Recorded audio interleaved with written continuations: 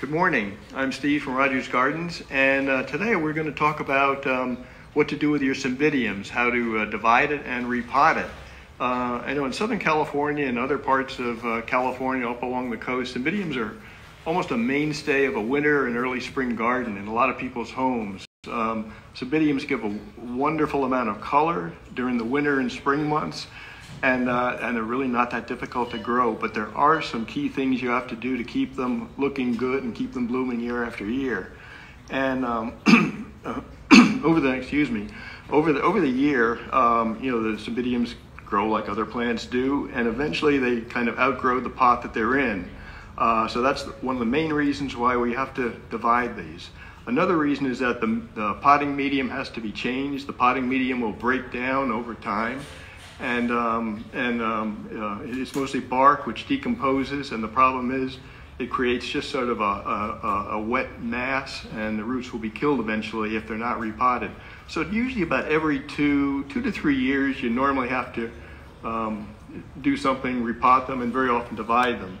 So I have one that I brought from home which is in need of repotting and dividing right now. Now's really a perfect time to do it. It's mid-May. Cymbidiums, the early ones will start blooming in September, and the late, all the way through probably till around this time of year. But it's important, the time that you repot them is very important. And as I say, now is the time. This spike is, this one sent up a small spike late in the season. Most of the rest of the plant had flowers earlier in the season. I don't know why this one is late. But one way you can tell it's a good time to do it is that you'll see new growth. This is the new growth for next year. It's just starting. This is what will give us the flowers this coming winter.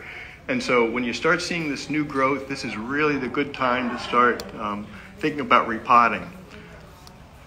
And so what we're going to do, first of all, I'm going to knock out, I should probably mention some tools that are really helpful before we get started.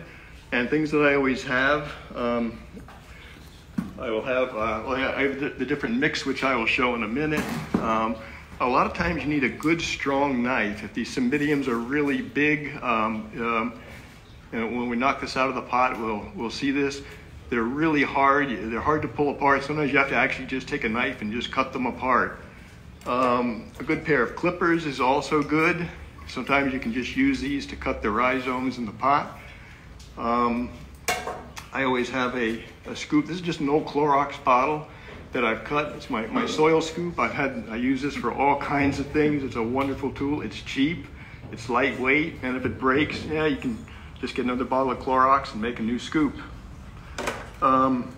It's also good to have a pair of gloves. Sometimes this bark can be, you can get little splinters in your hands. So I don't always wear gloves, but it's usually a good idea to do it. And what we're going to use for Cymbidiums, there are probably as many different potting mixes as there are people who grow Cymbidiums. One that works for me, I use a medium grade orchid bark. You can usually buy it in small bags. They're all different brands. But you want to make sure it says medium on there. There's also a seedling bark that's commonly available that has much smaller particles. And these are good for small Cymbidiums or seedlings. The medium bark is, well, this is what it looks like size-wise. Of course, the small bark is probably about 1/2 to 1/4 that size, but that's usually too fine for the regular Cymbidiums. What I want to do first, I should probably do the mix, the basic mix that I use. And I've already pre-wetted this bark. The bark comes dry in the bag, and there's a lot of dust, and you can get more splinters. So I usually wet my bark. I did this last night just to make it quickly. So any kind of a pan is good. This is again all-purpose pan. I actually bought these. I bought these for my water lilies. I also grow a lot of water lilies. These are the tubs I use. But they're great pans for I make soil mixes in this and use it for repotting Cymbidiums. So I'm just gonna put some of this medium grade orchid bark in here. I like to add a coarse perlite. Perlite is an expanded volcanic rock.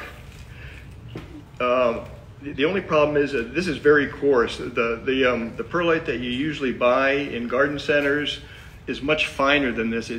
Unfortunately, it's hard to get the coarse perlite. I usually get this in big, like 3 or 4 cubic foot bags. You can get it from certain horticultural suppliers. Large suppliers that do all kinds of horticultural products.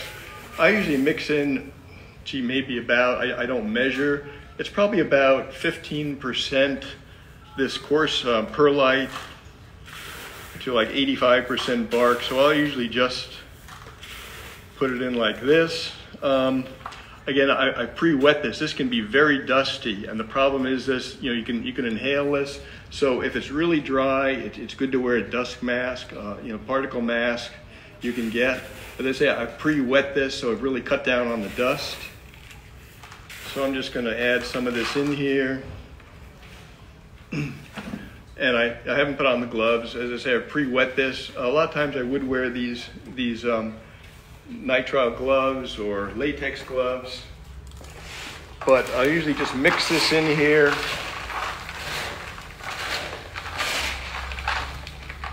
So, I don't know if you can see, but it roughly looks like this. You can see it's mostly bark, but there is some of the perlite mixed in.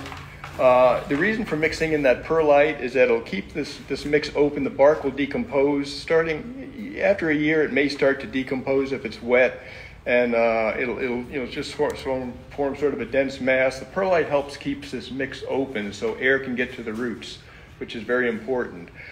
There's some people who add sphagnum moss, especially if you live in a very dry climate. A little bit of moss added on here will retain some moisture. Cymbidiums are almost semi-terrestrial, meaning that they grow almost in soil, in the ground. They like a very loose soil.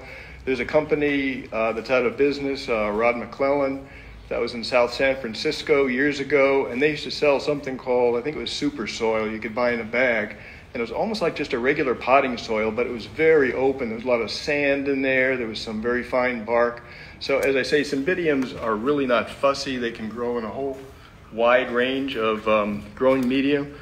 But this is one that I've had success with. This is what a lot of the commercial growers use also. Something to the effect of this, mostly a medium grade bark with some perlite added to it. Okay, so we have our mix made up here. And I'm just going to put this aside for a minute. And let's unpot the Cymbidium, see what's going on in here. This can get a little bit messy.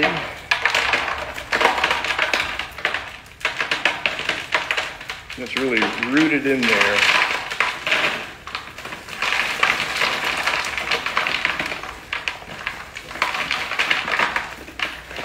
There we go.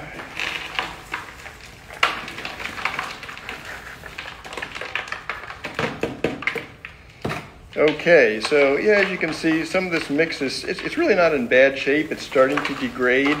There are a lot of live roots on here still, which is a good sign. And you don't have to worry about really damaging. I just pull this apart. I'm not going to have to use a knife, it looks like in this case. It looks like it's just going to pull apart by itself. So I just sort of tease these roots. A lot of this mix will fall away. Yeah, I can feel in the middle here, yeah, there's some dead roots that are getting mushy and the mix is starting to decay. So we'll just pull these apart. And these are coming apart very nicely. As I say, sometimes these are so dense, it's really hard to even pull them apart. You have to actually take a knife and actually cut down through the middle. You really don't have to worry too much about the roots. We're going to set this one aside. Normally, this wouldn't have a flower on at this point. It's not a big deal. I'm just going to set this aside here. What I'm actually going to do is I'm just going to divide this. I'm going to use the same pot for potting some of this in. So let's just pull these pieces apart. And these are coming apart very nicely, very easily. And what you want to do when you do divide this, if you want to make several separate plants, you want to at least you try for at least 3 bulbs. These are called bulbs here, pseudobulbs, where the leaves are from. So you usually want at least 3 of these on a division. There's one, two, and there's a third one that's on its way out. Eventually these leaves start dying on the older ones. So this is the oldest one. You can see all the leaves have died, which is normal as the new growth has started. And these are called back bulbs. And you usually want to take these off, but if you want to propagate it, these look like they're not alive, but you can actually break these off and pot these up by themselves. And very often, within a couple of months, you'll get new shoots. There are actually dormant buds at the base here that sometimes can produce new plants. So let's see if we can just pull this apart. I think I'll take my clippers here and actually go in there.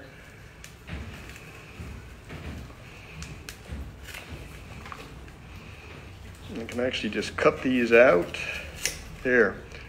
As I say, this doesn't look like anything now. It looks like something you'd toss away. Most people do, but if you want to try, you can actually pot this up.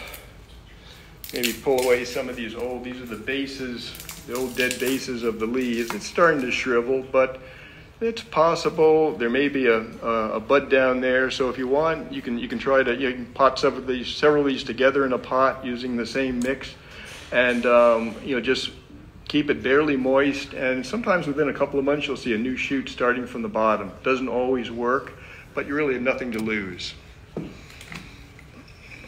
Okay. So as I say, I'll just clean this up a little bit. Some of these old dead leaf bases. And as I mentioned, we have this new growth here starting. This is a good point because fairly soon you'll start getting new roots from the base here. And this is what you're after. You really want to get these potted up before all this new root growth starts so you don't damage it. But there's still a lot of live roots here. There are a lot of dead ones. The live roots are nice and firm. They're sort of a white color, a very light beige. The old ones you can see are darker at the base here. So these can, a lot of times, they just be pulled off. Just try to clean this up a little bit.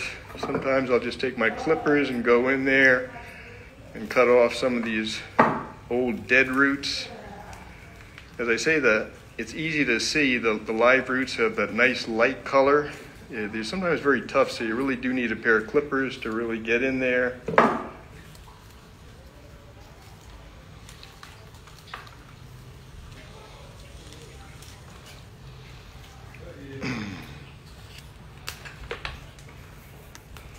Okay, that's starting to look pretty good.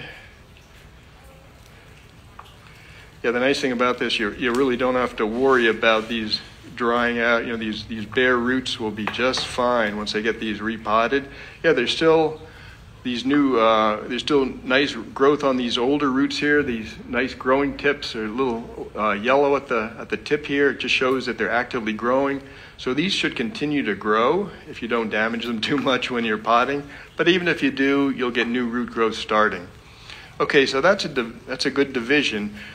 You could pot this up by yourself if you want, and do the same with these. What I'm going to do, I want to make a little bit more of a specimen plant, so I'm probably going to put two of these together back in the same pot again.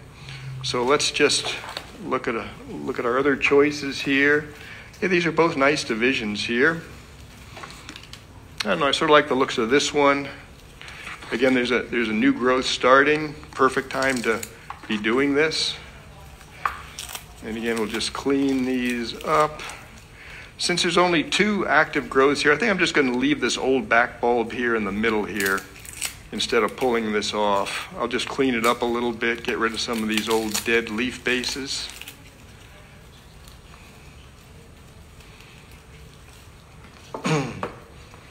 And again, we're just going to try to get rid of some of these old dead roots. These serve no purpose anymore. They'll just continue to rot.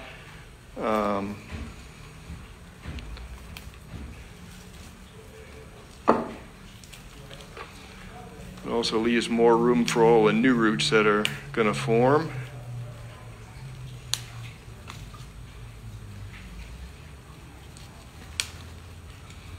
Yeah, sometimes you really just pull these off. It's a lot easier and a lot faster.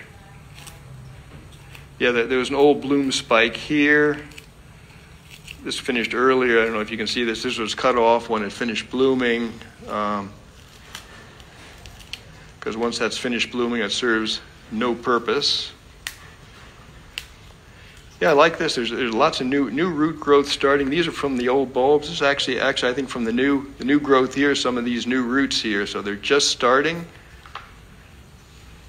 And I'll get rid of some of this old mix. You don't have to worry about cleaning it up completely.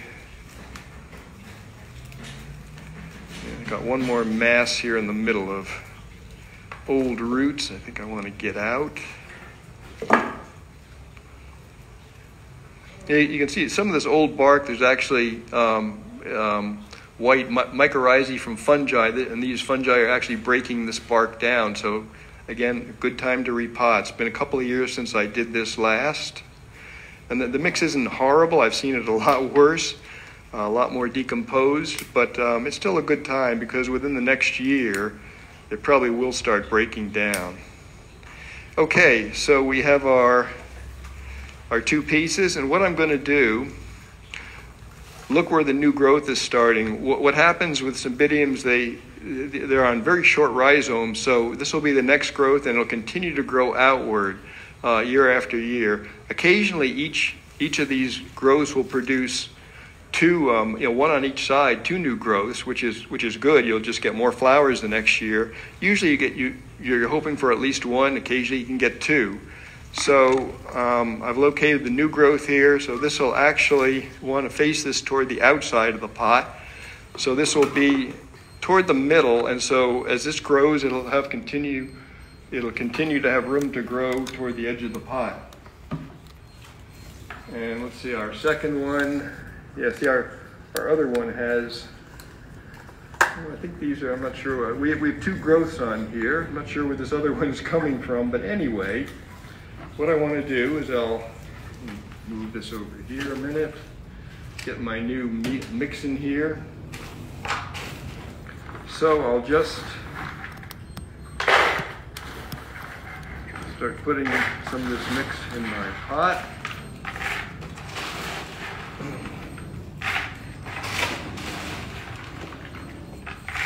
And sometimes if you have a big specimen plant, you actually have a bigger pot. Some people let their plants get really big, put on quite a display if you're growing these outdoors on your back patio.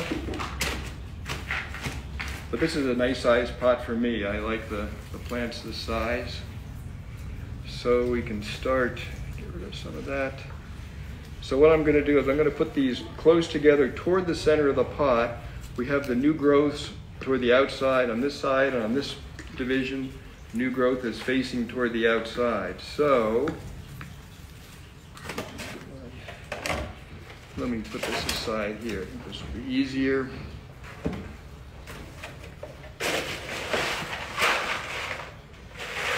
So I'll just, while holding this in place, I'll just start putting in my mix around here.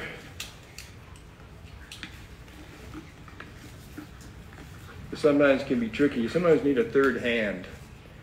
Sometimes if the pieces are too big, if you can get a friend to actually hold the plant while you're putting in this mix, but this seems to be working okay. Looks like I'm gonna have to, I didn't make up quite enough mix here. Let me just quickly make up a little bit more.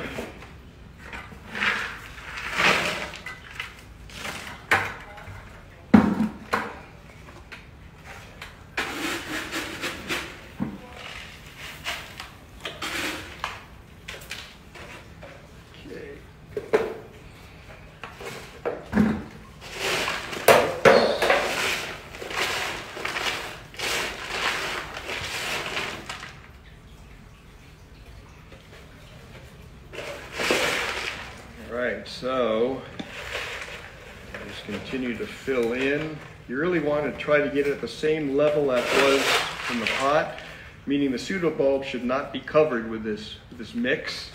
You just want it right at the bark, the level of the bark. So you can really just tap this, give it a good wrap on the table just to settle that bark.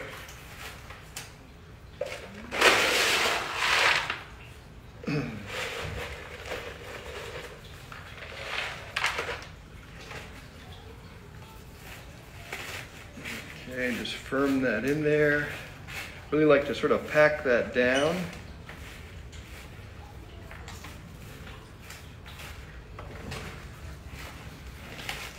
And I think that looks pretty good. Nice thing about it, it holds itself up. The roots sort of anchor it in place. Occasionally, if you're doing pieces with very few roots, you sometimes may have to put some kind of a stake in there just to hold it in place until it roots.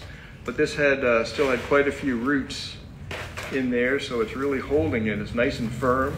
As I say, you want to make sure that it gets packed down. And that's really all there is to it. I had a label here somewhere, but yeah, if you do have a label, name the plant. Again, I just stick that in the side of the pot, and that's all there is to it. It's ready to go. As for care now, you just want to keep these. Cymbidiums actually are high light plants. In Southern California, in the wintertime, they can grow out in full sun, especially if you're along the coast. I'm inland about 15 miles, so we get pretty hot in the summer, so I like to give mine I actually have a shade cloth outside, so it filters the sun a little bit. You can grow these out in full sun in the morning, but during the hot part of the day, especially in summer, you want these shaded. It's good to have the foliage actually a light green in color. If the foliage is really dark green, that shows one of two things. It's either not getting enough light, or else you're giving it too much fertilizer. They like to be really a little bit on the light side. You see, these are almost yellow here. These were exposed to the sun at one point. I think they stuck out under the shade cloth, so they actually got almost a little bit burned, but it's better to have them a little bit on the light side. As for watering, I just keep this barely moist while it's just re-rooting. In the summertime, I do it probably about twice a week. It's going to vary depending on where you are, how hot the temperatures are, how dry it is. In the wintertime, I water it maybe once or twice a week. If we have normal rainfall, you may not have to water at all. In the summertime during hot spells, I might do this every 2 to 3 days. I give this pot a good soaking. And the thing is with this bark, the water goes right through, but it should stay moist. I sometimes do a double watering. I'll come and water it. If the bark is dry, I'll come and water it, and then I'll continue watering other things, my other Cymbidiums or other plants, and then come back in about 10 minutes and re-wet this. That first watering just sort of gives it a chance to start to absorb, but a lot of it runs through, and the second time you come back, it'll really moisten that bark. As far as fertilizer goes, you don't really need to start fertilizing right away, but once these new growths continue to grow, you'll want to start just an all-purpose fertilizer. A balanced fertilizer is good during the growth.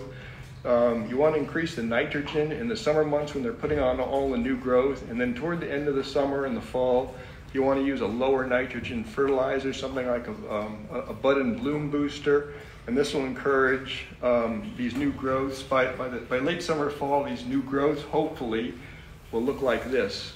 They'll be growing all summer, and then during the fall months, as the temperatures start cooling at nighttime and as the days get shorter, this is what causes the flower buds to start forming. So I think that's all there is to say about that. So thank you for watching. Do we have any questions? Yes, we do, Steve. Thank you for that awesome information. The first question, some people would like to know where they can find these mixing pans. Oh, I actually sent away for them. It's a company called Lerio, L-E-R-I-O. I think they're based in Alabama. They make all kinds of planting containers. As I say, I actually got these these are probably about 15 years old now. These tubs, they're really durable. I actually got them for my water lilies. But I found out these have other uses too. I think Rubbermaid makes different, dish pans. A lot of times you can get it in, all kinds of stores. As I say, these were specifically for water lilies, but they're great. They're a little bit larger and deeper than some of the other, like the dish pans I found. But if you check online, I think they still sell them. As I say, it's Lerio. If you do a Google search, L-E-R-I-O. Fantastic. Thank you, Steve. So a second question here, and this is about a different type of orchid. Someone's asked about repotting a mobile dendrobium. It seems to have root on the top of the stalk. Boy, it's hard to say. There are so many different kinds of dendrobium orchids, and they vary on how you'd repot them. If you say it has roots on top of the stalk, it sounds like it's one of the cane type ones, which will form they're called little keikis. The little baby plants that form along the main stalk, and they can actually develop whole plants with roots on there. Once those get several leaves on there and the roots get long, you can actually break those off and just pot those in whatever mix you're growing the dendrobium in. Again, without knowing exactly what kind of dendrobium, I'm just sort of guessing as to what kind it is right now. Thank you. Perhaps they might be able to specify in the comments, but until then, more questions. Okay. Here's a comment. Someone says, thanks for this. I need to repot mine. I have never done so. So this was very helpful. Great. Thank you for watching. Someone has asked, do you use purified water or I'm sorry, I think there might be a typo there, but do you use purified water? Okay, do I use purified water? Outside, I don't. I actually just use our regular tap water. It seems to do well. I do have a large greenhouse. We actually have, for some of the orchids, some resin tanks, because there's some orchids that do like really good quality water. And so these resin tanks it's like a water purifier. It just takes out a lot of the minerals. But for like the Cymbidiums, I really don't worry. They don't seem to mind it, even though the mineral content in the water can be pretty high, up 300, 400 parts per million, which is pretty high. So it varies depending on the time of year, but the Cymbidiums seem fine. Awesome, thank you, Steve. And can you plant these in the ground as long as it has super draining and lots of bark? Yeah, I've never done it, but there are people who grow Cymbidiums in the ground. As I mentioned, there's semi-terrestrial plants, and depending on the species, there's some of them that are terrestrial, meaning they grow up in the trees on branches. There's some that grow in ground. But I think the key is to make sure that it's very well drained. Raised beds would be ideal for growing Cymbidiums. There used to be a company, I can't remember if I mentioned it. I was telling somebody that there used to be a company, Rod McClellan's in South San Francisco, who used to sell something called super soil, which was for potting Cymbidiums and other things too. But it was basically a potting soil, but there was a lot of extra sand and grit and even some bark mixed into that. So they can grow in almost a potting soil, but it does have to be very well drained. Awesome, thank you. And can you remind us what the mix is again? Oh, the mix is just a medium grade orchid bark, and as I say, there are a lot of different brands. This is one that we sell at Rogers, and we also have really big bags. I think they're 2 or 3 cubic foot bags. But the key is medium. It says medium as opposed to, it's usually medium or seedling bark. So you want to make sure for at least the Cymbidiums you use the medium bark. As I say, unless you're doing little seedlings or something. And then I always add, it's actually a coarse perlite.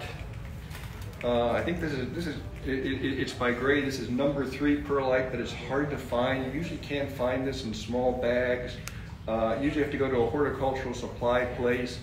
And I say, if you don't have it, just use the medium bark. They'll probably do just fine in just plain bark. As I say, there's so many different mixes. Everybody has their own favorite. This is one that works for me, and there's some commercial growers, one up in Santa Barbara, who also uses something equivalent to this that seems to work.